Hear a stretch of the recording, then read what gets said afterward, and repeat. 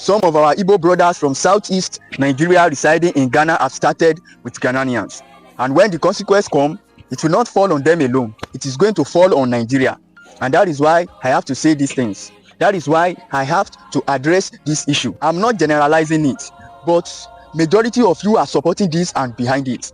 You people have to stop this thing. Stop. Nigeria is not Ghana. I have been seeing different threats online, and it is clear these people are provoked. Yes, Ghanaians are not Nigeria. I'm saying this because this was how South Africa started back then. You people should learn how to stop and know where to stop when you have a lot to lose. This is what we have been complaining about among ourselves in this country. But you tag it as hatred and jealousy. You can't go to a place and say you develop it. And when they ask you, how did you develop it? You say you paid tax to build a house. Let me ask you, did you come with it from your village? No. The house you built, did you dash the government? No.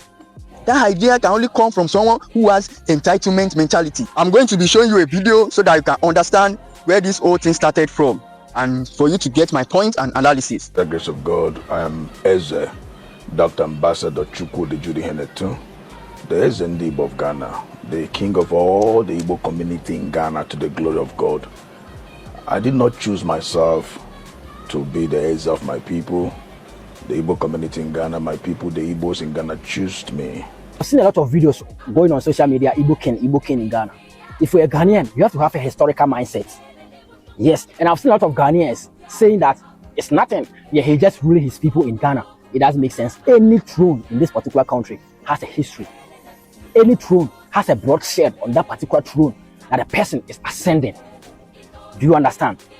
This is how conquerors behave. This is how conquerors behave. That some Ghanaians are saying that it's not because it's a king of the Igbos. It doesn't make sense. If you want to be the king of Igbos, you should go to Nigeria and rule his Igbo people over there. Yes, if you're here to do business, do your business.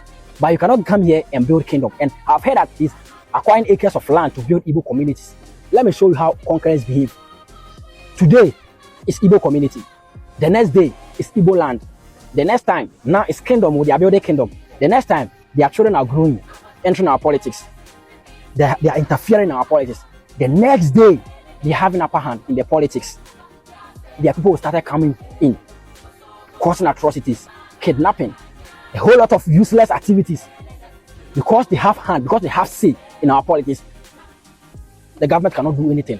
Before I start saying what I would say about this Igbo king in Ghana, whatever, let me refresh your memory. A few years ago, or let me say 2 years ago, you know, we had similar experience here in Lagos, here in Yoruba land, where one Igbo man proclaimed himself as the Eze Ndi Igbo of Lagos. You know, as usual, our Yoruba people are nonchalant.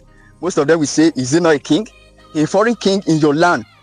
Look at how Oba of Benin stopped that nonsense when one northerner was parading himself as the king of Hausa in Benin, because they understand what a king means. But my people do not care. To them, it is civilization and hospitality. Hospitality and civilization that want to erode your culture. Not until this man was making threat that he will start bringing IPOP to Lagos to come and protect his people. Yes, if you think the security architecture we have in this country, and in Lagos particularly, which you cannot compare to any state in the whole of Southeast, is not enough to protect your people, please, why not go back to your region where it will be very convenient and secure for you people and your people? This man with audacity threatened that he will bring IPOP to Lagos. That is when Mr. Governor started reacting. The idea of a chief is good, but when someone calls himself a king in a foreign land, that means he has a kingdom already. Don't you know a king reigns over a kingdom? So don't think Ghanaians don't know what they are doing. They know the implication of bringing foreign culture and tradition to another person's land, which has never spelled good in human history, especially when the aim is to settle and colonize the indigenous people. When this problem starts now, it will be on everybody, because they are no longer calling Igbo again. Now they are saying Nigeria. They are now using the term Nigeria. Even you people are not saying it's your king again. You are using Nigeria to defend yourself. Yes, the crazy part is that when it happens, some other African countries may even be affected. I saw what happens during South Africa, this thing. Keep saying it, everybody cannot be the problem. If you see everyone as the problem, then definitely you are the one who should examine yourself, because you are the problem. This mentality of I build that place is what we are still fighting within and among ourselves. Build your region first. Lead by example. I have been seeing different threats which I can't overlook. They have even started protesting. So we need to speak this truth to our faces. Stop this thing, because you have a lot to lose. And the Nigerian government will not allow you to do such. They will not allow you to replicate it here. You know your government. When it starts, your eyes will clear and nobody will join you. They said they don't want you to call yourself king on their land. Then you obey. Ghana is not a land that welcomes every Dick and Harry. Ghana is a sovereign nation. It's not part of Nigeria. When you see the citizen ganging up and telling you they don't want something on their land, you obey. You are not bigger than them. With what you people are commenting, you are also pushing for this. And this is the only time you people will agree that you are Nigeria. In a situation like this, I still recall how it started in South Africa. It started from social media like this. Yes, the threat starts from social media. As a matter of fact, it started from a Facebook group. Yes, and they took it to the street. This one that Ghana is doing also. Stop saying it is a joke, because I see some of you say, oh, they will not do anything. What you should know here is that the problem is not about the king, but the intention that may come out of it. Look at what Eze Ndi Igbo did in Lagos. Look at it. Yes, now, a stitch in time saves 9. You learn from people's mistake. You don't wait till that mistake happens to you.